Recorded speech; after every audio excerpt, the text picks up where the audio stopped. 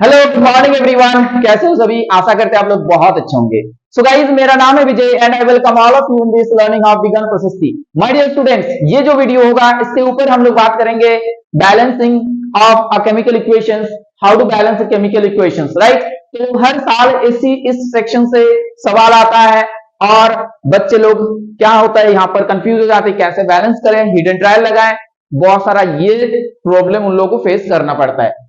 तो गाइस, आज हर एक प्रॉब्लम को हम लोग जड़ से खत्म करेंगे इसके रिलेटेड, क्योंकि एक टेक्निक से हम लोग कोई भी इक्वेशंस को बैलेंस कर पाएंगे, वो टेक्निक आज हम आप लोगों को सिखाएंगे। ठीक है, तो बहुत ध्यान से पूरा कंसंट्रेशन के साथ हर एक वर्ड को समझना है और वीडियो को लास्ट तक देखना है, क्योंकि बहुत सारे एग्जाम्पल के साथ हम लोग देखेंगे। ठीक है, वर्ड इक्वेशंस को लिखेंगे, उसके बाद उसका केमिकल फॉर्म लिखेंगे and after that how to solve, और वो मैकेनिज्म क्या है उसके बारे में हम लोग बात करने वाले। ठीक है, तो गाइस स्टार्ट करते हैं आज का ये video. Okay, so let's start. चलो, स्टार्ट करने से पहले एक चीज आप लोग कॉपी और पेन के साथ बैठा करो, ये हर वीडियो में बोलते हैं।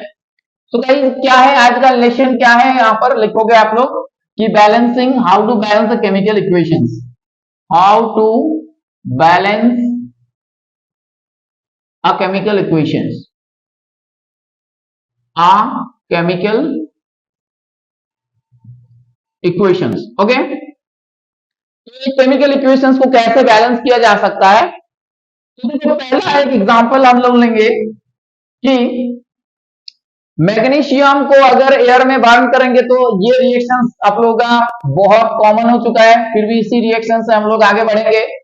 ठीक है, तो मैग्नीशियम मेटल को लेने के बाद इसको क्या करेंगे हम लोग, ऑक्सीजन में बॉन्ड करेंगे and after that the product that will obtain here I will write in this sections. यहां पर हम लोग लिख रहे हैं इसको। ओके, अब देखो ये इक्वेशंस बैलेंस नहीं है, क्योंकि यहां पर जो है एक मैग्नीशियम है और इधर एक है। ठीक है, बट यहाँ पर ऑक्सीजन, इधर दो एटम ऑक्सीजन है, यहाँ पर एक है, तो ये बैलेंस इक्वेशन नहीं है। अब इसको बैलेंस कैसे करेंगे ना, इसको बैलेंस करने का तरीका देखो आप लोग कि ऐसा मान के चलो कि कोई भी आप लोग एक रैंडम, मतलब कोई भी एक ले लो एबीसीडी कि मान ले चलो यहाँ पर ए हो सकता था, बी हो सकता था, यहाँ पर सी हो सकता था। ठीक है, ए और बी सी जो है ना वो नंबर से जैसे 1 हो गया, 2 हो सकता है, 3 हो सकता है, ऐसा करके। ठीक है, तो देखो ये यहां से ना इक्वेशन बनाएंगे हम लोग, और ए आप लोग एक चीज समझो आप लोग कि ए का वैल्यू अगर आप लोग के पास पता है तो लिख देंगे ना 1 2 कोई भी होगा। बी का वैल्यू अगर पता है तो लिख देंगे, सी का वैल्यू अगर पता है तो लिख देने से पूरा इक्वेशन बैलेंस हो जाएंगे। अब देखो बैलेंसिंग का जो मेन फंडा है ना, वो क्या है कि दोनों तरफ एटम सेम रहेंगे, अर्थात इधर अगर मैग्नीशियम की बात करें जो जितना नंबर्स में रहेंगे, इस साइड भी मैग्नीशियम उतना ही नंबर में प्रेजेंट रहेंगे। तो उसी के आधार, उसी के बेसिस के ऊपर हम लोग वो क्या करेंगे, इक्वेशन बनाएंगे और उस इक्वेशन को सॉल्व करेंगे। After that I will get the number A B and C का वैल्यू, राइट। तो चलो क्या होगा पहले ना, मैग्नीशियम ध्यान से सुनो क्या बता रहे थे, देखो मैग्नीशियम इधर भी है इधर भी है, तो इस साइड कितना मैग्नीशियम है, एक मैग्नीशियम है ए। ठीक है, ए मैग्नीशियम है ए, तो ए इज इक्वल्स टू, मतलब मैग्नीशियम ए है तो ए ऑफ Mg लिख सकते हो आप लोग ऐसे, इज इक्वल्स टू यहां पर कितना है, सी नंबर ऑफ Mg है ना, सी Mg, राइट। तो Mg तो कट गया ऐसे, तो ए इज इक्वल्स टू सी हो गया। अब लोग ना ये इक्वेशन डायरेक्ट लिखोगे, ए इज इक्वल्स टू, ये लिखने का दरकार नहीं है। ठीक है, तो ए इज इक्वल्स टू सी बना यहां से। अब देखो यहां देखो ऑक्सीजन 2 है कि नहीं, और ये बी आगे में है, तो टोटल ऑक्सीजन एटम कितना हो जाएंगे, 2b होगा कि नहीं बताओ। ये ऑक्सीजन 2 एटम है कि नहीं, एक मॉलिक्यूल ऑक्सीजन मतलब 2 ऑक्सीजन, एक मॉलिक्यूल ऑफ ऑक्सीजन मतलब 2 ऑक्सीजन एटम। अब देखो आगे में बी लिखा हुआ है, अर्थात उसका वो क्या है, स्टोइचोमेट्रिक कोएफिशिएंट है, राइट। ये समझ में नहीं आ रहा है क्या, ये मोल होता है ना, आगे में जो लिखते हैं हम लोग, क्लास 9 में था ना मोल। तो देखो ये 2b नंबर हो जाएंगे ऑक्सीजन का एटम, इस साइड क्या हो जाएंगे 2bo, इस साइड ऑक्सीजन एटम का नंबर। अब देखो जैसे कि बैलेंस कर रहे तो इक्वल साइन के उधर भी same number of oxygen atom होना चाहिए। तो अभी देखो क्या होगा यहाँ पर CO, अर्थात according to the balance equation ये 2bo और CO समान होगा। ठीक है, अब O हम लोग नहीं लिखेंगे आगे में, डायरेक्ट नंबर लिखेंगे, आप लोगों को समझाने के लिए लिख रहे हैं। तो एक्चुअल में क्या हो रहा है, वो तो कट ही जाएंगे दोनों तरफ, तो इसीलिए हम लोग ये वाले इक्वेशन को डायरेक्ट लिखा करेंगे नेक्स्ट वाला से, ठीक है, समझ में आ रहा है? बताओ, तो a इक्वल टू c है और यहाँ पर 2b इक्वल टू c हो गया। अब देखो इस इक्वेशन को सॉल्व करेंगे तो हम लोग के पास a b और c का वैल्यू मिल गया, तो डेफिनेटली ये इसको सॉल्व कर पाएंगे। तो देखो कोई भी ना मान लिए क्या मान लिए, 1 मान लिए, तो a 1 मान लिए तो क्या होगा, यहाँ पर c का वैल्यू 1 आ जाएंगे। समझ में आया कि नहीं बताओ, a का वैल्यू 1 मान सकते हो आप लोग, 2 भी मान सकते हो, 3 भी मान सकते हो, बट छोटा से माना करो, ऐसे मतलब छोटा नंबर लिया करो तो आसान रहेगा यहाँ पर कैलकुलेशन में। तो 1 ले लिया हम लोग, तो 1 पुट करेंगे तो c का वैल्यू ऑटोमेटिक देखो c इक्वल टू a है, तो a अगर 1 होगा तो c भी 1 ही आएंगे ना। अब देखो यहाँ पर c का वैल्यू पुट करो तो b का वैल्यू आप लोग के पास यहाँ पर आ जाएंगे, ठीक है, c भी 1 आ गए। तो अब देखो इसको सॉल्व करेंगे तो b क्या आ जाएंगे, हाफ आ जाएंगे, ठीक है। तो देखो क्या जो था हम लोग के पास एबीसी पहले अननोन था, बट अभी जो है ये नोन हो चुका है, इन लोगों का वैल्यू हम लोग के पास बन के तैयार है। अब आप लोग क्या करोगे, यहाँ पर एबीसी का वैल्यू लिखोगे, तो एमजी की जगह में क्या लिखेंगे, ए है तो 1 लिखेंगे, तो ऐसे 1 लिखो, एमजी लिख दिए, प्लस प्लस क्या लिखना है, देखो बी की जगह में क्या लिखना है, हाफ लिखना है, तो क्या लिखना है, हाफ, हाफ क्या लिखना है यहाँ पर O2, ठीक है। अब देखो यहाँ पर क्या लिखेंगे, एमजीओ, सी के प्लेस में 1 था तो यहाँ पर 1 इंटू एमजीओ लिखेंगे। अब देखो बहुत को ये दिक्कत हो रहा है कि सर हाफ आएंगे तो क्या करेंगे, देखो हाफ को क्या करेंगे ना, एक ऐसा नंबर से इंटू कर दो कि हाफ जो है वो गायब हो जाए। तो देखिए हाफ को हटाने के लिए 2 से मल्टीप्लाई कर सकते हैं हम लोग, तो पूरा इक्वेशंस को 2 से मल्टीप्लाई कर दो तो हाफ का झमेला जो है खत्म हो जाएगा। तो ये इक्वेशंस अभी ऐसा हो गया, देखो 2 इंटू हाफ मतलब 1 हो गया, तो O2, अब ये 2 MgO। अब बताओ ये इक्वेशन सॉल्व हुआ कि नहीं, बताओ ये इक्वेशंस पूरा बैलेंस है कि नहीं, ठीक है। 2 Mg इधर भी है, इधर भी है 2 Mg, इधर O2 है और इधर भी 2 ऑक्सीजन एटम है। तो ऐसा करके हम लोग ये टेक्निक आप लोगों को बताएं, पूरा जो भी जितना भी हम लोग यहाँ पर एग्जांपल लेंगे ये टेक्निक अप्लाई करेंगे, और ए बी सी अगर डीबी रहा ईबी रहा, हो सकता है बहुत सारा प्रोडक्ट मिल सकता है, तो वहां पर ऐसे ही उन लोगों का वैल्यू हम लोग कैलकुलेट करेंगे ऐसे इक्वेशंस बना के, एंड आफ्टर दैट बहुत आसान तरीके से ये चीज को किया जा सकता है गाइस, ठीक है। हीट एंड ट्रायल से तो बेस्ट है, क्योंकि हीट एंड ट्रायल अगर आप लोग हो जाए तो ठीक है, नहीं तो बहुत टाइम बर्बाद कर देते हैं ऐसे में, ठीक है। तो एक अच्छे टेक्निक के साथ चलेंगे तो चीजें बेहतर होगा, ठीक है, एकदम मिल जाएंगे सारा चीज। तो चलो आगे बढ़ते हैं, नेक्स्ट एग्जांपल में आते हैं हम लोग, समझ में आ रहा है कि नहीं आता हो, नेक्स्ट एग्जांपल में आते हैं हम लोग, ओके। देखो एनसीईआरटी में जो भी इक्वेशंस है ना, इस वीडियो में आप लोगों को सारा कंप्लीट करवा देंगे। एनसीईआरटी में जितना भी इक्वेशंस है उसको हम लोग सब इसी में कर लेंगे। तो नेक्स्ट में जो हम लोग बात करेंगे गाइस, यहाँ पर देखो ये जो हॉट आयरन होता है ना, उसके ऊपर अगर मतलब आयरन के ऊपर, ठीक है, आयरन के ऊपर क्या कर रहे हैं हम लोग, स्टीम जो है उसको भेज रहे हैं, राइट। तो स्टीम जो है यहाँ पर वाटर के फॉर्म में लिख रहे हैं हम H2O। अब देखो यहाँ पर जो बनता है गाइस, यहाँ पर जो बनता है वो क्या होता है, यहाँ पर जो बनता है वो होता है आपका Fe3O4। क्या होता है गाइस, Fe3O4 प्लस हाइड्रोजन। समझ में आया कि नहीं, बताओ। अब देखो ये इक्वेशन अगर वर्ड में लिखा जाएगा तो क्या होगा, ये आयरन लिखेंगे, यहाँ पर वाटर लिखेंगे, यहाँ पर फेरिक ऑक्साइड लिखेंगे, ठीक है, और यहाँ लिखेंगे हाइड्रोजन, ठीक है। समझ में आया कि नहीं, बताओ। Fe3O4, ठीक है, आयरन ऑक्साइड, ये है आपका आयरन, वाटर एंड हाइड्रोजन, ऐसे करके लिखा जाएगा। तो चलो हम लोग नॉर्मली ऐसे केमिकल फॉर्म में लिख दिए, इसको अब बैलेंस करना जो है यहाँ का मेन टारगेट है हम लोग का, ठीक है। तो बैलेंस करेंगे, देखो तो बस वही वाला फार्मूला अप्लाई करो आप लोग। क्या करना है कि मान के चलो नहीं पता है तो ए मान लो, नहीं पता तो बी मान लो, नहीं पता तो सी मान लो, नहीं पता तो डी मान लो। अब ध्यान से सुनो, जो कर रहे हैं ना ध्यान से सुनो, सीखना चाहते हो तो ध्यान से सुनो। ये देखो यहाँ पर Fe के साथ Fe का रिलेशन बनाएंगे, देखो दोनों तरफ according to the balance equation दोनों तरफ सेम एटम्स रहेंगे।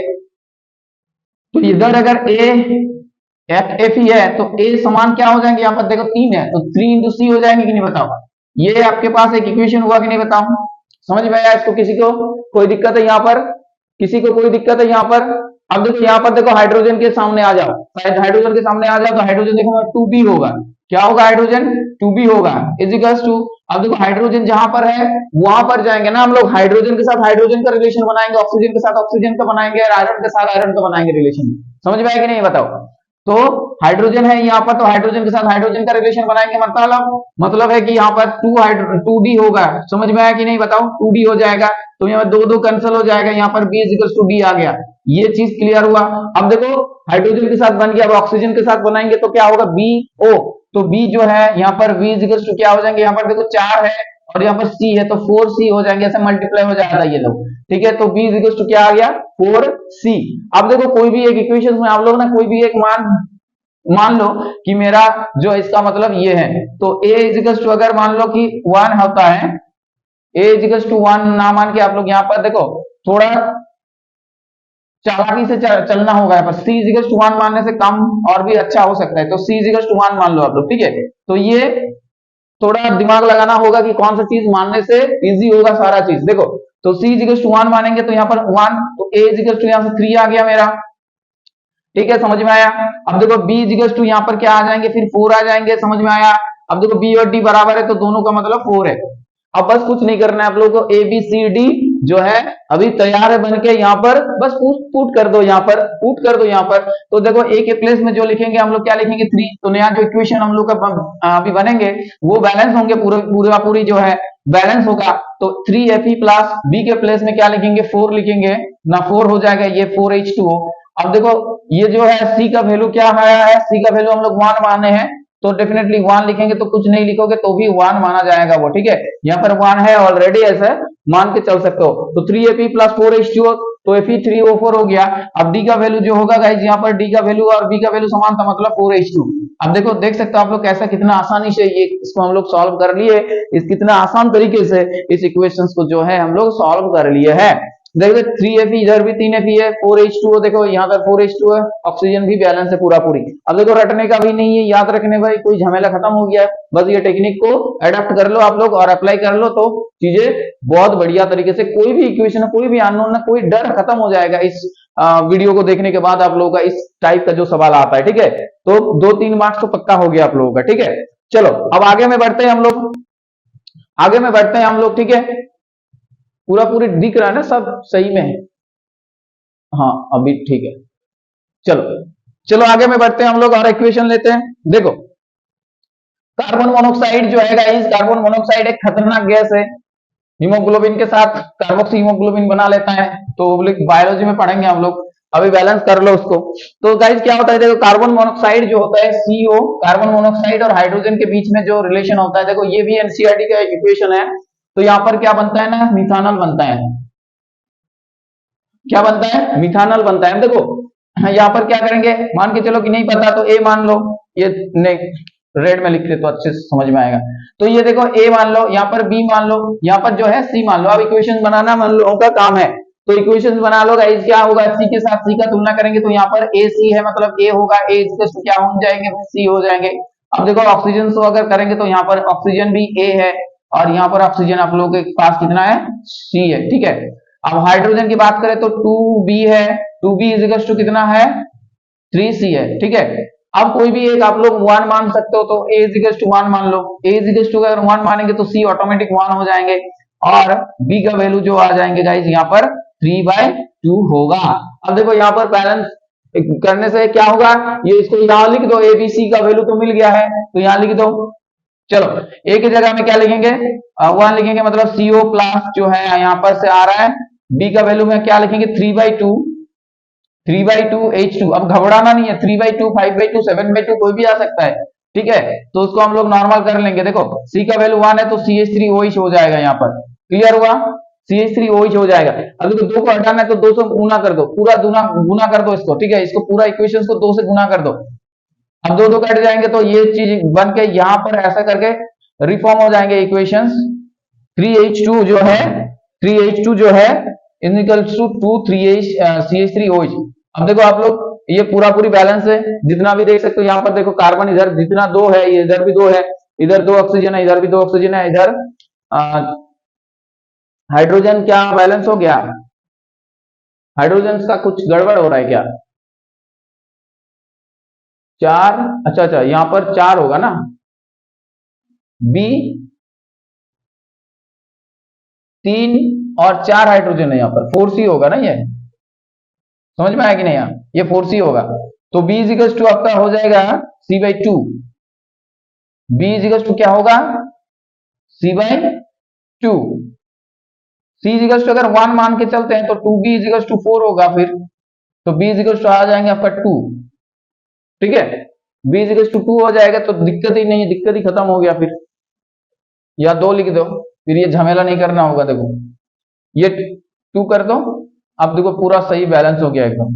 भाई ये तो आसान था, फालतू में झमेला हो रहा था। चलो तो ये बहुत आसान था, चलो इसको तो छोड़ दो। नेक्स्ट हम लोग नेक्स्ट चलते हैं। ठीक है, नेक्स्ट हम लोग क्या बात करेंगे? देखो कैल्शियम ऑक्साइड को पानी में डालेंगे तो क्या होगा? कैल्शियम ऑक्साइड को पानी में डालेंगे तो क्या होगा? तो कैल्शियम ऑक्साइड का फॉर्मूला क्या होता है गाइस? ना CaO। अब उसको पानी में डाला जा रहा है, मतलब H2O में डाला जा रहा है। समझ में आया कि नहीं यार? कैल्शियम जो होता है ना, कैल्शियम ऑक्साइड, उसको क्या बोला जाता है? क्विक लाइम बोला जाता है। और ये जो पानी में डाला जाता है तब उसको, उसमें रिएक्शंस होता है, chemical reactions, exothermic chemical reactions होता है, और वहां से क्या होता है? हीट निकलता है, और हम लोग के पास जो बन के तैयार होता है वो है कैल्शियम हाइड्रोक्साइड। तो कैल्शियम ऑक्साइड और वाटर के बीच में रिएक्शंस होगा, रिएक्शंस होने के बाद क्या बनेंगे? CaOH whole twice. ठीक है, ये चीज यहाँ पर बनेंगे। अब देखो इसको बैलेंस करना बहुत आसान है, बहुत आसान है। जैसे कि यहाँ पर, जैसे कि हम लोग कर रहे थे उसी के हिसाब से करेंगे हम लोग अभी। तो यहाँ A या B और यहाँ C कर लो। ठीक है, अब देखो कैल्शियम के साथ कैल्शियम का रिलेशन बनाओ, तो इधर कितना कैल्शियम है? 1 है, तो A इजिकल्स टू क्या आ जाएंगे? इधर एक कैल्शियम है तो यहाँ पर A इजिकल्स टू C हो गया। अब देखो ऑक्सीजन के साथ रिलेशन बनाओ, यहाँ पर ना 2 जगह ऑक्सीजन है, देखो AO मतलब A, ऑक्सीजन जहां जहां है वहां जाना होगा।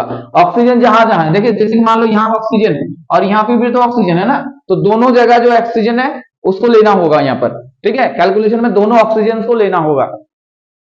तो यहाँ पर जैसे कि ऑक्सीजन है तो इसके लिए A हो गया, और यहाँ पर भी ऑक्सीजन है इसके लिए B हो जाएंगे फिर, तो A प्लस B हो गया। अब इधर देखो ऑक्सीजन एक, इधर 2 ऑक्सीजन है ना, O2 OH होल ट्वाइस का मतलब क्या है? ये 2 ऑक्सीजन को यहाँ पर सिग्निफाई कर रहे हैं, मतलब 2 ऑक्सीजन एटम है इधर, राइट। और देखो 2 ऑक्सीजन एटम है और यहाँ तो C है, मतलब 2C हो जाएंगे कि नहीं बताओ? 2C हो जाएंगे। तो ये इक्वेशन हो गया। अब देखो हाइड्रोजन के पास अगर आएंगे तो हाइड्रोजन यहाँ पर 2B हो जाएगा। ये इक्वेशन सबको समझ में आ रहा है ना? ये इक्वेशन समझ में आ रहा है कि नहीं बताओ? कैसे इक्वेशन बना रहे हैं? तो 2B होगा, 2B होगा, और इधर देखो 2H मतलब हाइड्रोजन 2 है उधर, फिर 2C हो जाएंगे, तो B इजिकल्स टू C आ गया। देखो अब B इजिकल्स टू C आ गया। अब कोई भी ना एक मान सकते हो आप लोग, एक मान लो A इजिकल्स टू 1 मान लो, तो A इजिकल्स टू 1 मानेंगे। ये देखो मानना होगा ना आप लोगों को, कोई भी नंबर तो होंगे ये लोग, क्योंकि ABCD में तो नहीं लिख सकते ना फाइनल इक्वेशन, तो A को नंबर मान लो कोई भी, तो A इजिकल्स टू अगर 1 मानेंगे तो C इजिकल्स टू ऑटोमेटिक 1 आ जाएंगे कि नहीं बताओ? ठीक है, और A अगर मान लो 1 आ गया, C 1 आ गया, तो B भी तो C के बराबर है, तो B भी क्या आ जाएंगे? 1 आ जाएंगे। तो सब तो मिल ही गया ना, दिक्कत ही खत्म हो गया। चलो खत्म हो गया, तो इसमें क्या करेंगे हम लोग? कुछ नहीं करेंगे, कुछ नहीं करेंगे मतलब नॉर्मल जैसा है वैसा ही लिख दो, मतलब सबका वैल्यू तो 1 ही आ गया, तो लिख के क्या करोगे आप लोग? ठीक है, समझ में आया कि नहीं बताओ? CaOH2 है, H2O, और Ca जो है ऐसे करके ये बन गया। समझ में आया? क्लियर हुआ? ये आसान था एकदम। चलो नेक्स्ट आगे चलते हैं हम लोग। अब देखो बताओ गाइस, हाइड्रोकार्बन क्या होता है? हाइड्रोकार्बन का एक बहुत लंबा चैप्टर है आप लोगों का, मतलब लास्ट में जो लंबा नहीं है, छोटा बहुत है, ठीक है, बट इंपॉर्टेंट है हाइड्रोकार्बन। हाइड्रोकार्बन के बारे में बता देते हैं आप लोग को। कार्बन और हाइड्रोजन रहता है, और वो लोग बहुत अच्छा एक फ्यूल के हिसाब से काम कर सकता है, and after burning with the oxygen they produce carbon dioxide and heat. तो यही चीज यहाँ पर लिखेंगे और उसको बैलेंस करेंगे। जो मीथेन का जो आप लोग के बुक में है ना, एनसीईआरटी में, मीथेन का जो ऑक्सीडेशन वाला जो रिएक्शंस, वही चीज यहाँ पर लिखेंगे। ठीक है, तो देखो मीथेन जो है हाइड्रोकार्बन फैमिली का सबसे पहला मेंबर है। ठीक है, पहला मेंबर है मीथेन जो है। देखो हाइड्रोकार्बन मतलब कार्बन और हाइड्रोजन रहेंगे, समझ में आया कि नहीं बताओ? अब यहाँ पर क्या करेंगे? ऑक्सीजन के ऊपर इसका रिएक्शंस होंगे, एंड डेफिनेटली जो बनने वाला यहाँ पर वो बनेंगे guys carbon dioxide and water, और साथ में हीट भी बनेंगे, बट यहाँ पर हीट नहीं लिखेंगे कि केमिकल इक्वेशंस में हम लोग इसी चीज को लेके बात करते हैं। अब देखो नॉर्मली जो जो सिलसिला चल रहा है उसी को दोहराओ आप लोग। जैसे कि यहाँ पर ए लिखना है, यहाँ पर बी लिखना है, और यहाँ पर जो है सी लिखना है, और यहाँ पर जो है डी लिख देना है। अब इक्वेशंस बनाना है। देखो कार्बन इधर है, कार्बन इधर है, और इधर भी कार्बन है। तो कार्बन है तो कार्बन के लिए रिलेशन बना लो आप लोग। तो देखो यहाँ पर क्या हो रहा है ना, यहाँ पर हो रहा है आपका ए सी, मतलब सी तो नहीं लिखेंगे हम लोग, नॉर्मल इक्वेशंस लिख रहे हैं, तो कार्बन सी था। अब ए इक्वल्स टू क्या होगा, फिर ए इक्वल्स टू हो जाएंगे आपके पास सी। अब देखो हाइड्रोजन के पास आ जाओ तो क्या होगा, यहाँ पर 4a होगा कि नहीं बताओ, 4 और a मतलब 4a हो गया। देखो जिसको ना समझ में आ रहा है वो बहुत अच्छे से समझ रहे हैं चीजों को, जो कंसंट्रेशन के साथ वीडियो देख रहा है तो डेफिनेटली समझ में आ रहा है उसको, और जिसका माइंड किसी और जगह में है, ठीक है, बस उसके लिए तो भाई कोई कुछ नहीं कर सकता। तो 4a इक्वल्स टू क्या हो रहा है, यहाँ पर देखो 2d है ना, हाइड्रोजन के पास जाएंगे ना, अरे हाइड्रोजन के पास जाएंगे, ऑक्सीजन में कहा देख रहे हो आप लोग, देखो 2d जो है ना, यहाँ पर 2d हो गया। आप देखो इसको बैलेंस कर दो तो d इक्वल्स टू आप लोग के पास क्या आ गया, d इक्वल्स टू क्या आ गया गाइस, d इक्वल्स टू आ गया 2a। अब देखो ऑक्सीजन के पास जाएंगे तो यहाँ पर देखो 2b होगा, 2b के साथ क्या होंगे, फिर दोनों जगह ऑक्सीजन है, इधर भी ऑक्सीजन है और इधर भी ऑक्सीजन है, तो दोनों के पास जाना होगा, दोनों को लेना होगा इक्वेशन में। देखो 2c जो है 2c प्लस हो जाएंगे आपके पास d, समझ में आया। अब देखो यहाँ पर कोई भी एक इक्वेशन में आप लोग 1 पुट कर लो, 1 पुट कर लो, तो देखो a का वैल्यू अगर हम लोग 1 मानते हैं तो c ऑटोमेटिक 1 हो जाएगा। अब d वैल्यू 2 आ जाएंगे, ठीक है, तो ये भी ac 2 d आ गया। अब b को कैलकुलेट कर लो तो 2b जो है यहाँ से आ जाएंगे आपके पास, c का मतलब क्या था 1 था, तो 2 इंटू 1 प्लस b का मतलब 2 था, तो 2 प्लस 2 4 हो गया, मतलब b का वैल्यू आ गया आपके पास 2। क्लियर हुआ, तो ABCD मिल गया ना बहुत आसान तरीके से। तो देखो पुट कर दो यहाँ पर, तो देखो A जो है 1 था तो CH4 हो जाएंगे, प्लस B जो था गाइस, B जो था 2 होगा यहाँ पर, मतलब 2 और 2 हो जाएंगे, और यहाँ पर C जो वैल्यू था यहाँ पर C1 है, तो ऑटोमेटिकली यहाँ पर हम लोग नॉर्मल C2 CO2 लिख देंगे, और H2 मतलब B का वैल्यू 2 था तो 2H2 हो जाएगा। बताओ, ये किसी को कोई रटने का काम ही नहीं है, ठीक है, ये रटना नहीं है, एकदम बहुत समझ लो, बस ये इक्वेशंस बना लो, ये इतना तो दिमाग है ना आप लोगों के पास, ये आराम से बना लोगे आप लोग, ठीक है, समझा दिए कॉन्सेप्ट क्या होता है, और बस अप्लाई कर लो और ABCD का वैल्यू निकाल के यहाँ पर लिख दो। आसान तरीके से हम लोग बहुत अच्छे से इसको कर सकते हैं, राइट। तो आगे बढ़ते हैं, नेक्स्ट इक्वेशन में चलते हैं। सब सही चल रहा है ना कैमरामैन, ओके, कमरा में सब सही चल रहा है, कोई बात नहीं है। चलो अब देखो नेक्स्ट इक्वेशन में जाएंगे हम लोग, आप लोग आशा करते हैं ये सारा चीज अच्छे से लिख रहे हो, ठीक है। देखो ग्लूकोज का जो फॉर्मूला होता है ना C6H12O6, C6H12O6, अच्छा इसको अगर हम लोग ऑक्सीजन के प्रेजेंस में बांड करेंगे तो क्या बनेंगे, देखो यहाँ पर CO2 बनता है और बनता है वाटर। क्लियर हुआ, CO2 बनता है और वाटर बनता है। तो देखो इसको सॉल्व करते हैं, देखो क्या कुछ होता है। तो डेफिनेटली यहाँ A लिखेंगे और यहाँ लिखेंगे B और यहाँ लिखेंगे हम लोग C और यहाँ लिखेंगे हम लोग D। अब इक्वेशंस बनाओ, देखो कार्बन कहाँ है ना, कार्बन इधर है, तो कार्बन इधर है मतलब 6A हो जाएंगे यहाँ पर, ठीक है। अब ये समान हो जाएंगे, तो कार्बन के साथ कार्बन का समान करेंगे तो यहाँ इधर C है कार्बन नंबर, तो C हो जाएगा, तो 6A = C आ गया। अब हाइड्रोजन के पास आ जाओ, तो हाइड्रोजन 12 है यहाँ पर, तो 12 इंटू A हो जाएगा, 12 इंटू A हो जाएंगे, ठीक है। तो 12 = A मतलब इधर हाइड्रोजन ना, इधर कहाँ देख रहे हो आप लोग, इधर हाइड्रोजन, तो 2D हो जाएगा ना, ये 2D है, ये 2D हो गया, तो 12A = 2D मतलब 6A = D आ गया, समझ में आया। अब ऑक्सीजन के पास आ जाओ, ऑक्सीजन के पास आ जाओ, तो देखो ऑक्सीजन यहाँ पर 6A है, तो 6A = यहाँ पर देखो 2B है ना, दोनों को लेना होगा ना, इधर ऑक्सीजन है इधर भी ऑक्सीजन है, तो इक्वेशन जब बना रहे हो तो लोग दोनों ऑक्सीजन को लेना होगा ना इक्वेशन में, समझ में आया कि नहीं बताओ। तो 6A + 2B हो गया = यहाँ ऑक्सीजन है इधर भी ऑक्सीजन है, तो यहाँ पर 2C हो जाएंगे प्लस इधर BO आ जाएंगे, मतलब D आ जाएंगे पूरा। अब यहाँ क्या करना है, देखो बस यहाँ पर कुछ नहीं करना है, A का वैल्यू आप लोग 1 मान लो, A का वैल्यू 1 मान लो। तो देखो A का वैल्यू अगर 1 मानने से कितना आसान हो जा रहा है पूरा, ठीक है। तो C = आप लोगों के पास क्या आ गया, फिर 6 आ गया। अब देखो D का वैल्यू क्या आ रहा है, D का वैल्यू भी 6 आ रहा है, सारा चीज आ गया। B का वैल्यू कैलकुलेट कर लो तो चीजें हो जाएंगे सब। तो A मतलब 1 है तो यहाँ से 6 हो गया प्लस 2b, b का वैल्यू ही कैलकुलेट करना है, ठीक है। अब c जो वैल्यू था इसका, c का वैल्यू 6 था, मतलब 6 इंटू 2 मतलब 12 हो गया, और d का वैल्यू जो था यहाँ पर 6 आ गया, मतलब 18 हो गया। तो 6 से इधर से काट दो भाई, अब b इक्वल टू क्या आ जाएंगे आपके पास, 6 आ जाएंगे, ठीक है। तो a इक्वल टू 1 आ गया, c इक्वल टू 6 आ गया, d इक्वल टू 6 आ गया, और b इक्वल टू 6 आ गया। अब लिखा दो, लिख दो यहाँ पर a के प्लेस में लिख दो, a के प्लेस में लिख दो आप लोग 1, ठीक है। और क्या लिखना है, b के प्लेस में लिख दो 6, ठीक है। और क्या लिखना है, c के प्लेस में आप लोग लिख दो 6, ठीक है। और जो है d के प्लेस में भी क्या लिखना है, 6 लिखना है। अब देखो पूरा बैलेंस हो गया ना, C6H12 O6 प्लस 6O2, ये होता है आपका 6CO2 प्लस 6H2O। बताओ पूरा बैलेंस हो गया कि नहीं, बताओ। इधर भी 6 12 18, हाँ पूरा बैलेंस है, देख सकते हो, ठीक है। अब देखो गाइज, आते हैं हम लोग नया के नॉर्मल और एक नया इक्वेशन में, ठीक है। नेक्स्ट इक्वेशन में आते हैं हम लोग।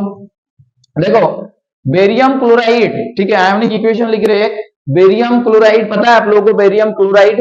तो बेरियम क्लोराइड के साथ क्या होता है, देखो बेरियम क्लोराइड ऐसे लिखा रहेगा, बेरियम क्लोराइड, तो BaCl2 लिखना है इसको। वर्ड इक्वेशन नहीं लिख रहे हम, नॉर्मल ऐसे केमिकल इक्वेशन से डायरेक्ट लिख रहे हैं, ठीक है। तो बेरियम क्लोराइड के साथ क्या लिखेंगे हम लोग, सोडियम सल्फेट Na2SO4। ये फॉर्मूला पता है ना सब लोगों को कैसे लिखा जाता है, तो अगर नहीं पता तो उसके लिए 9 का वीडियो देख लेना, आप लोग बनाएंगे, मतलब केमिकल इक्वेशंस, केमिकल जो फार्मूला लिखा जाता है उसका आई थिंक है, देख सकते हो आप लोग। तो BaCl2 प्लस Na2SO4, अब दोनों को रिएक्शन के बाद क्या होंगे ना, डेफिनेटली आपके पास जो बनेगा यहाँ पर बनेगा आपका बेरियम सल्फेट बनेंगे, ठीक है। बेरियम सल्फेट बनेंगे प्लस जो बनेंगे यहाँ पर ना NaCl बनेंगे। अब देखो इसको बैलेंस कैसे करेंगे ना, ABCD लगा लो, वही वाला फंडा है, वही वाला चल रहा है, ठीक है। तो उसी को दोहराओ ना, A लिख दो यहाँ पर, B लिख दो यहाँ पर, और C लिख दो यहाँ पर, और D लिख दो यहाँ पर, ओके। अब इक्वेशंस बना लो, जहां जहां बेरियम है उसमें जाओ, तो बेरियम यहाँ पर है और बेरियम इधर है, तो बेरियम इधर है, मतलब A इक्वल्स टू आप लोगों के पास क्या आ जाएंगे, फिर C आ जाएंगे, तो ये एक इक्वेशन बन गया। चलो अब देखो Cl के पास जाओ, तो यहाँ Cl है और इधर यहाँ Cl है, ठीक है। तो यहाँ 2 है यहाँ पर, तो 2 इंटू ए मतलब 2a हो जाएगा, 2a हो जाएगा कि नहीं बताओ। अब 2a इक्वल्स टू क्या हो जाएंगे, फिर ना D हो जाएंगे, राइट। तो ये इक्वेशन बन गया एक। अब देखो यहाँ पर कहाँ आना है फिर, अब देखो सोडियम के पास आ जाओ ना, सोडियम बुला रहा है, सोडियम के पास आ जाओ। तो यहाँ पर 2b है, 2b इक्वल्स टू क्या हो जाएंगे बताओ। देखो इधर सोडियम है और इधर भी तो सोडियम है, तो यहाँ पर 2b इक्वल्स टू D आ गया, क्लियर हुआ। अब देखो सल्फर के पास आ जाओ, सल्फर बुला रहा है, सल्फर के पास आ जाओ, तो सल्फर जो है यहाँ पर B है, तो सल्फर मतलब B हो जाएंगे, इजिकल्स टू इधर सल्फर है मतलब यहाँ C हो जाएंगे, क्लियर हुआ। अब ऑक्सीजन सल्फर सब हो गया ना, ABCD। अब देखो कोई भी नॉर्मल एक मान लो ना, एक मानने में क्या दिक्कत है, तो A इजिकल्स टू 1, तो C इजिकल्स टू 1 आ गया, ठीक है। अब D इजिकल्स टू 2 आ गया यहाँ से, अब B इजिकल्स टू आपके पास आ जाएंगे D/2 मतलब 1, ठीक है। तो ये चीज आप लोग देख सकते हो कितना आसान तरीके से हम लोग सॉल्व कर लिए, ठीक है। B equals to 1, C equals to 1, सब समान है। अब यहाँ पर लिख दो बस, तो A के प्लेस में क्या लिखोगे, 1 लिखोगे, तो 1 BCl2, और यहाँ लिखेंगे हम लोग B के प्लेस में भी 1, ठीक है। 1 लिखेंगे, दोनों A और B का दोनों 1 हो गया। अब C का जो वैल्यू होगा यहाँ पर 1 होगा, ठीक है। अब यहाँ जो है D का वैल्यू वो आपके पास 2 हो जाएंगे। अब देखो बैलेंस हो गया, BaCl2 plus Na2SO4, BaCl2 plus Na2SO4 is equals to BaSO4 plus 2 NaCl। बताओ किसी को कोई दिक्कत है तो बताओ, किसी को कोई दिक्कत है, कोई परेशानी है किसी को इसमें, इसको लेके, ठीक है। चलो आगे बढ़ते हैं हम लोग, और भी बहुत सारा इक्वेशंस है और देखेंगे हम लोग, बाकी सब आप लोग ट्राई करोगे घर में जो भी बुक में है, एक्सरसाइज में, ठीक है। तो देखो आयरन सल्फेट वाला करते हैं, ये बहुत इंपॉर्टेंट एक रिएक्शन है आपके पास, लिख रहे हैं यहाँ पर FeSO4। देखो आयरन सल्फेट को अगर हम लोग हीट करेंगे ना, ठीक है, ये एक्चुअल में देखो नेक्स्ट वीडियो में हम लोग रिएक्शंस का टाइप जो है उसके ऊपर चर्चा करने वाले। तो अभी आप लोग पहले से ही एक जो है ठीक है, एक सोर्स मिल रहा है, तो हाँ यही सब पढ़ने वाला इक्वेशंस में, तो रिएक्शंस को अच्छे से समझ लो और इसको माइंड में सेट कर लो कि हाँ इसी रिएक्शंस फिर रिपीट होने वाला है, ठीक है। जब हम लोग थर्मल डिकम्पोजिशन पढ़ेंगे तो ये इसी को लिखेंगे, राइट, इसी को लिखेंगे, तो इसीलिए अच्छे से समझ लो। तो आयरन सल्फेट FeSO4 जो है उसको जब हम लोग हीट करेंगे तो क्या क्या मिलेंगे, ठीक है, तो Fe2O3 होता है प्लस SO2 होता है प्लस SO3 होता है। अब देखो इसमें बैलेंसिंग जो है, इसका बैलेंस करना एक बहुत इंपॉर्टेंट हो जाता है अपने आप में। तो वही वाला जो है, अब बैलेंस करना आप लोग का मुट्ठी में आ गया चीजें, ठीक है, अब बहुत आसान तरीके से बैलेंस कर सकते हो आप लोग। तो यहाँ A लिख दो, यहाँ B लिख दो, और यहाँ C लिख दो, और यहाँ D लिख दो। देखो D E कोई भी आ जाए डरने का नहीं है, बस नॉर्मल इक्वेशंस बना लेंगे, और A B C D E F Z तक जाए तो कोई भी दिक्कत नहीं है, बस वैल्यू हम लोग के पास आ जाएंगे और उसको पुट कर देंगे, बस काम खत्म हो जाएगा। तो देखो आयरन को आयरन से बना लो, आयरन को आयरन से बना लो ना, A इक्वल्स टू Fe, मतलब A इक्वल्स टू आप लोग के पास हो जाएगा यहाँ पर 2B, एक इक्वेशन बन गया। अब देखो सल्फर के पास आ जाओ, तो A इक्वल्स टू क्या होगा, फिर सल्फर यहाँ है और इधर भी है, मतलब C प्लस D। क्लियर हुआ कि नहीं बताओ। अब ऑक्सीजन के पास आ जाओ, तो ऑक्सीजन के पास आने से A इक्वल्स टू क्या होगा, यहाँ ऑक्सीजन है मतलब 3B होगा, 3B होगा प्लस ऑक्सीजन इधर भी है मतलब 2C होगा, और प्लस देखो और 3D होगा। तो ये इक्वेशन डरने का नहीं है, ठीक है, बहुत आसान है, हो जाएगा अभी। अब कोई भी एक इक्वेशन को आप लोग मान लो B इक्वल्स टू 1 मान लो यहाँ पर, ठीक है, B इक्वल्स टू क्या मान लेंगे, 1 मानेंगे, तो B इक्वल्स टू 1 मानेंगे तो A का वैल्यू क्या आ जाएंगे, 2 आ जाएंगे, ठीक है, A का वैल्यू क्या आ जाएंगे, 2 आ जाएंगे। अब A का वैल्यू अगर 2 आ जाएंगे तो और क्या लेंगे फिर, अच्छा B इक्वल्स टू 1 माने है ना, तो A इक्वल्स टू 2 हो गया, तो A इक्वल्स टू 2 आ गया यहां से, तो C प्लस D, ठीक है, दिक्कत हो रहा है कुछ, चलो इसमें देखो 2 लिख रहे हैं तो 2, 2 इक्वल्स टू 3B, मतलब B का वैल्यू 1 है तो 3 है, प्लस 2C, C का वैल्यू अभी तक नहीं पता, और B D का वैल्यू भी नहीं पता, ठीक है। चलो तो यहाँ पर 2C प्लस 3D हो गया आपके पास -1, ठीक है, -1, ये इधर आ जाएंगे तो -1 हो जाएगा ना। अब देखो ये C प्लस डी है, इधर भी C प्लस डी है, तो क्या करना है, क्या करना है, देखो इसको सॉल्व कर लो, इसको ना ऐसे कर लो आप लोग, C का वैल्यू यहां से निकाल लो, तो C हो जाएंगे 2 माइनस डी, अब C का यहाँ पुट कर दो, तो C का अगर पुट करेंगे यहाँ पर 2 माइनस डी आ जाएंगे प्लस 3D, ये थोड़ा लंबा हो रहा है बट कोई दिक्कत नहीं, हो जाएगा 4 minus 2D plus 3D is equal to -1। अब देखो ये D हो गया, तो D का वैल्यू आपको आपके पास क्या हो जाएंगे, फिर D का वैल्यू माइनस आ रहा है, नहीं तो 2C, C का वैल्यू हम लोग क्या लिखे, 2 माइनस डी, 2 माइनस डी, हाँ 2 minus D plus 3D is equal to -1, ठीक है, 4 minus 2D plus 3D is equal to -1। अब ये हो गया आपका D, अच्छा -1 और ये -4, मतलब D का वैल्यू, दिक्कत तो यहाँ हुआ है ना, A इज इक्वल टू 2 में, देखो देखो देखो फिर से पढ़ते, चलो फिर से इक्वेशन बनाते, छोड़ो, A is equal to 2B, अच्छा A is equal to S के लिए C प्लस D होगा। अब ऑक्सीजन के लिए 4A is equal to 4A is equal to 3B, 3B plus 2C plus 3D, ठीक है, हो गया ये। अब A is equal to B is equal to 1 मान लो, चलो B इज इक्वल टू 1 मान लो, तो B इज इक्वल टू 1 मानेंगे तो A इज इक्वल टू 2 आ जाएगा इधर, ठीक है, A इज इक्वल टू 2 आ गया, तो इधर लिखो A इज इक्वल टू 2 आ गया, तो 4 इंटू 2 करेंगे ना, मतलब B 1 माने तो 3 इंटू 1 2C प्लस 3D, तो ये आ जाएगा आपका 2C plus 3D is equal to 8 minus 3 मतलब 5। ये इक्वेशन है एक और ये इक्वेशन है एक, इन दोनों को सॉल्व कर लो।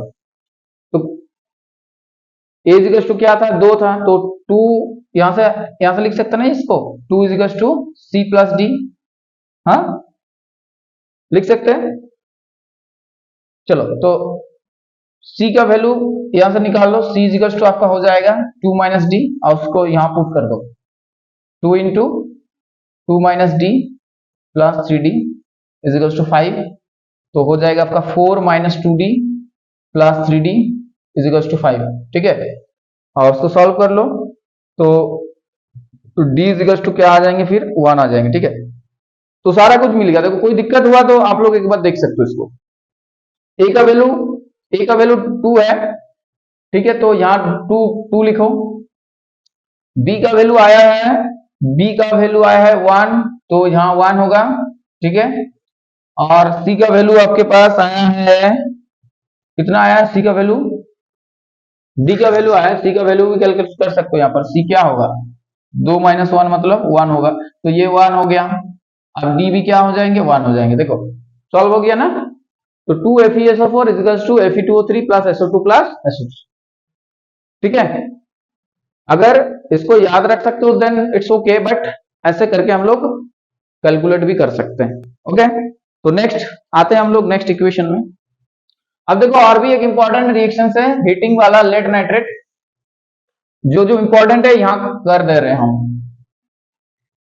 लेड नाइट्रेट को कैसे सॉल्व करेंगे, देखो पहले तो लेड नाइट्रेट का फार्मूला लिख लो, PbNO3 वोल्ट वाइज, ठीक है। अब लेड नाइट्रेट को अगर हीट करेंगे गाइस तो क्या होगा, लेड ऑक्साइड होंगे, lead oxide plus plus NO2 plus O2। चलो अब यहाँ कहाँ 4 लिखेंगे, कहाँ 2 लिखेंगे, ऐसे में बहुत टाइम बर्बाद हो जाएंगे। तो डेफिनेटली हम लोग एक सही प्रोसेस से चलेंगे, तो ए लिख देंगे यहाँ पर, और बी लिख देंगे यहाँ पर, सी लिख देंगे यहाँ पर, और डी लिख देंगे यहाँ पर। क्लियर हुआ। अब इक्वेशंस बना लो, तो ए इक्वेशंस बना लो यहाँ पर। तो लेड लेड मतलब ए इजिकल्स टू यहाँ लेड है, तो definitely A equals to B आ गया। अब देखो नाइट्रोजन एन, देखो एन ब्रैकेट के बाहर 2 है, तो यहाँ 2 से मल्टीप्लाई होंगे ए, तो 2a इजिकल्स टू बनेंगे आपका सी, 2a इजिकल्स टू क्या बनेंगे, सी बनेंगे। अब ऑक्सीजन को ले लो, तो देखो 3 इंटू 2 ये ना मल्टीप्लाई होते हैं ना, 3 इंटू 2 मतलब 6 ऑक्सीजन आपके पास है यहाँ इधर, और बाहर ए है तो 6a, ऐसा करके लिखना होगा उसको, ठीक है।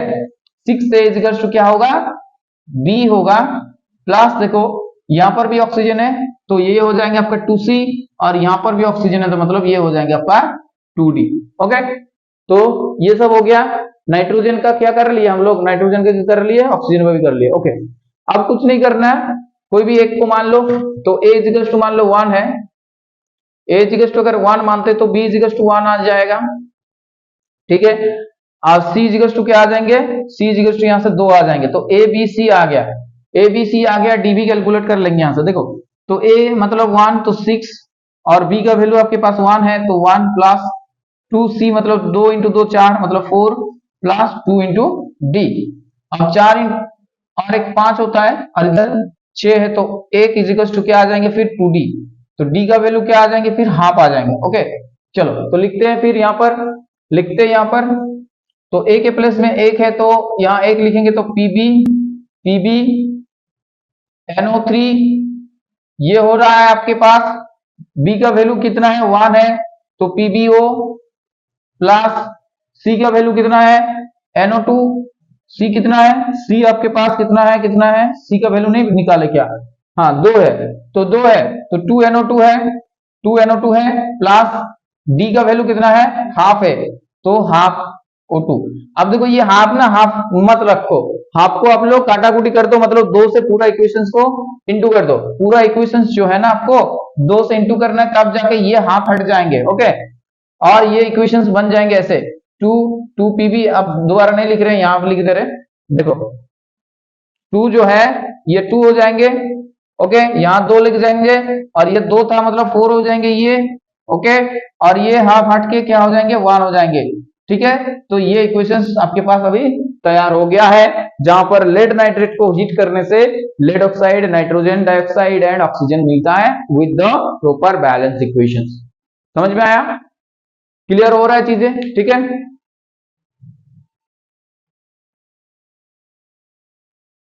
ठीक है, और 2-4 करते हैं फ्रिक्शन। MnO2 देखो, MnO2 का वाला जो है वो थोड़ा इंपॉर्टेंट है। ऐसे नॉर्मल बहुत सारे इक्वेशन आप लोग के पास रहेंगे जो ऑलरेडी बैलेंस हुआ, ऑलरेडी बैलेंस करके है, ठीक है। जैसे iron plus Fe plus CuSO4, ये सब्स्टिट्यूशन वाला रिएक्शन जो होता है। देन ये मैक्सिमम इक्वेशन देखोगे आप लोग एनसीईआरटी में है, वो ऑलरेडी बैलेंस है, तो बस उन लोगों को उतना फोकस नहीं करना है, बस रिएक्शंस को याद रख लेना है, ठीक है। मार्कर कहाँ गया? तो देखो MnO2 जो है ना, MnO2 को क्या किया जाता है, MnO2 प्लस HCl, ठीक है। अब इसको इन दोनों के बीच में रिएक्शंस होगा, ऑक्सीडेशन रिएक्शन, रेडॉक्स रिएक्शंस के पार्ट में आता ना, ये पढ़ेंगे हम लोग। तो डेफिनेटली ये MnCl2 होगा प्लस प्लस क्या बनेंगे गाइस, प्लस क्या होगा, वाटर होगा, ठीक है। क्या होगा, वाटर होगा, H2O प्लस Cl2 बनेंगे, ठीक है। चलो अब इसको बैलेंस करेंगे तो डेफिनेटली हम लोग वो वाला टेक्निक अप्लाई करेंगे। तो देखो यहाँ A होगा, यहाँ होगा B, यहाँ C होगा, और यहाँ D और यहाँ E होंगे, ठीक है। अब इक्वेशंस बना लो, अब इक्वेशंस बना लो ना। Mn के लिए क्या होगा, दोनों तरफ Mn है, यहाँ भी Mn है, यहाँ भी Mn है, तो एक A इक्वल्स टू C हो गया, एक इक्वेशन बन गया। अब ऑक्सीजन के पास आ जाओ, तो ऑक्सीजन के पास आ जाएगा तो 2A इक्वल्स टू ऑक्सीजन यहाँ पर है तो D होगा, ठीक है। अब हाइड्रोजन के पास आ जाओ, हाइड्रोजन के पास आ जाओ तो B इक्वल्स टू, यहाँ हाइड्रोजन है मतलब 2D है, ये समझ में आ रहा है ना सबको। अब Cl इधर है तो B equals to 2C plus 2E, right. क्योंकि देखो यहाँ पे भी, यहाँ Cl है और इधर भी Cl है, ओके। यहाँ Cl है और इधर भी Cl है, इसलिए ऐसा लिखे हम। अब किसी एक को एक मान लो, तो मान के चलो कि A इक्वल्स टू 1 है तो C इक्वल्स टू 1 आ गया, चलो। अब D इक्वल्स टू 2 आ गया, ठीक है, D इक्वल्स टू 2 आ गया, तो B इक्वल्स टू क्या आ जाएंगे, फिर 4 आ जाएंगे, क्लियर हुआ। अब E का वैल्यू है, कैलकुलेट कर लो, तो B मेरे पास 4 आया है, C मेरे पास 1 आया है, 2E, तो 2 equal to 2E equal to 1, ठीक है। तो सारा मिल गया, देखो सारा मिल गया, तो बहुत आसान हो गया ये। अब आप लोगों को लिख देना है, तो A के प्लेस में क्या लिखोगे, 1 लिखोगे, 1 लिखना है। B के प्लेस में क्या लिखेंगे, 4 लिखेंगे, 4 लिखना है। अच्छा, C के प्लेस में क्या लिखना है, 1 लिखना है, तो 1 लिखेंगे। अच्छा, D के प्लेस में क्या लिखना है, 2 लिखना है, तो यहाँ 2 लिखेंगे, ओके। और E के प्लेस में क्या लिखना है, 1 लिखेंगे। समझ में आया, पूरा इक्वेशन क्लियर हो गया। मतलब MnCl2 MnO2 plus 4HCl, okay. ये हो रहा है आपके पास MnCl2 plus 2H2O plus Cl2, right. ये है आपका बैलेंस इक्वेशन। बताओ समझ में आया। और जितना भी इंपॉर्टेंट रिएक्शंस था करवा दिए यहाँ पर। और ये तो बहुत आसान सा सवाल है, आप लोग कर ही सकते हैं। ऐसे नॉर्मल मान लो कि 2AgCl दे दिया आप लोगों को, अब बताओ इसको बैलेंस करो, Ag लिखा है और Cl2 लिखा है, तो ये तो आसान है बहुत, 2 लिख दो हो जाएंगे, ठीक है। ऐसे बहुत सारा है, जैसे आयरन है Fe प्लस कॉपर सल्फेट, ठीक है, CuSO4, तो इसमें जस्ट सब्स्टिट्यूशन कर देना है, FeSO4 प्लस Cu। इसमें बैलेंसिंग के कुछ है ही नहीं, समझ में आया, इसमें बैलेंसिंग के कुछ है ही नहीं, ठीक है। जैसे Pb लेड है प्लस CuCl2 है, ठीक है, तो इसमें भी कुछ है नहीं, PbCl2 बनेंगे प्लस U। तो ऐसे में बहुत सारा इक्वेशन है जो ऑलरेडी बैलेंस्ड हुआ हो, ठीक है। जैसे जिंक प्लस H2SO4 जो था, इसमें भी ऑलरेडी बैलेंस्ड है, ZnSO4 प्लस H2, राइट। समझ में आया कि नहीं बताओ ये, ठीक है। ये जैसे कि मान लो ZnO है प्लस C है, तो ये जितना भी इक्वेशंस अभी देख रहे हैं ना हम लोग, जितना भी रिएक्शंस लिख रहे हैं, सब रिएक्शंस को हम लोग पढ़ेंगे, सब रिएक्शंस को किस कैटेगरी में आता है सबको हम लोग देखेंगे केमिकल रिएक्शंस पार्ट में, जब टाइप ऑफ केमिकल रिएक्शंस। इसका नेक्स्ट वीडियो जो होगा केमिकल रिएक्शंस के ऊपर रहेंगे, ठीक है, टाइप ऑफ केमिकल रिएक्शंस के ऊपर रहेंगे, राइट। तो गाइज आई होप आप लोगों को समझ में आया है ये, और आप लोग को बहुत वीडियो का जो पहला पार्ट था, ठीक है, वहां से इतना जर्नी कंप्लीट करने के बाद यहाँ पर पहुंचे आप लोग लास्ट तक, अंत तक, तो बहुत बहुत धन्यवाद है आप लोगों को।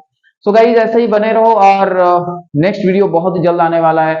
तब तक के लिए रखते नमस्कार everyone, bye and take care. Okay.